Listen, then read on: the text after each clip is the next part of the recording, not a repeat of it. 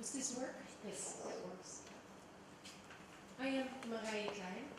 I am a writer, a journalist. Most of all, I am a mother and a wife. And I was diagnosed with breast cancer 3 years ago.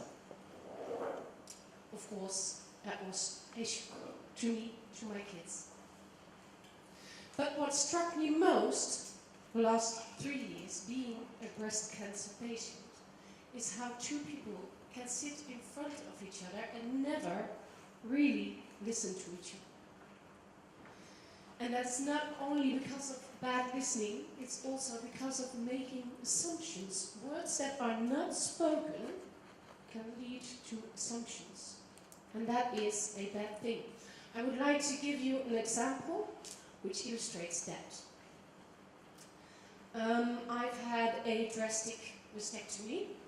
My right breast was amputated 3 years ago. And after that, I've had lots of treatments. I've had lots of complications, sadly. And one of the complications was a large open wound on my chest, which meant I was in constant danger of infection, getting an infection. I actually got a dangerous infection. But I survived, and I needed this extra treatment. I got this hyperbaric oxygen treatment. Some of you might know it. Hyperbaric oxygen treatment means you have to sit down in a tank for 9 weeks, in my case, every day, 2 hours long, to make your blood flow better. And it seemed to work. My chest wound was closing. During this time I saw 2 doctors, my own plastic surgeon, who I had seen all those 3 years, and my doctor from the oxygen tank. Let's call him Dr. Hyper. So I had my Dr. Plastic and my Dr. Hyper. And on one day, I saw them both. First I saw Dr. Plastic. And I showed him my chest, which I did a lot the last 3 years. Show men my chest. And he saw it was closing up. He said, yes, it's closing up. This treatment is working. But, he said, you still need surgery. So I was really, really disappointed. I didn't want any more operations. I almost died from the last one. I really didn't want one. So I asked him again, do I really need this operation? Yes, he said, you really need this operation. So I went away and believed him, because I regard him very highly, I still do. And I went one door further to my Dr. Hyper. They were actually neighbors in the hospital. It was 1 hour later, one door further, and my Dr. Hyper told me I didn't need any surgery anymore. This would close up in a couple of weeks, and I didn't need surgery for it.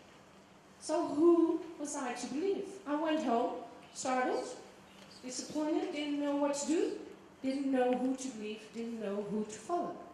They both had the best in mind for me, I knew that. Who was I to believe? One said, get this operation, the other one said, don't.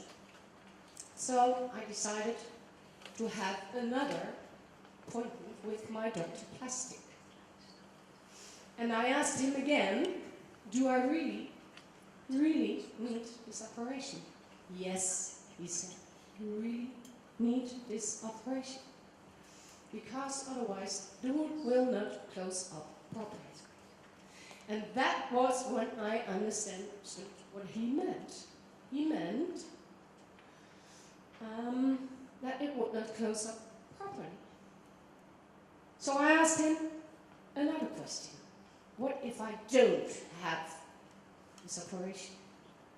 It will close up, he said. In a couple of weeks, maybe, a couple of months. But it will leave a very large scar on your chest. I didn't care.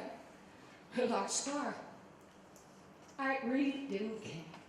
So his point of view of my well-being was a total different one than mine. Of course it was, because it's his job. He wants to make people look pretty. I don't want to be pretty. My chest will never be pretty again. It won't. I don't care. Because of his words saying that it would close up. I never had this operation. My wound closed up. It still is very, very ugly. He was right about that. But I don't care. I'm alive. I can play with my kids. I can love my husband. I can talk to you. I can wear breast prosthetics. So I can go out and just be a woman, not be an obvious cancer patient.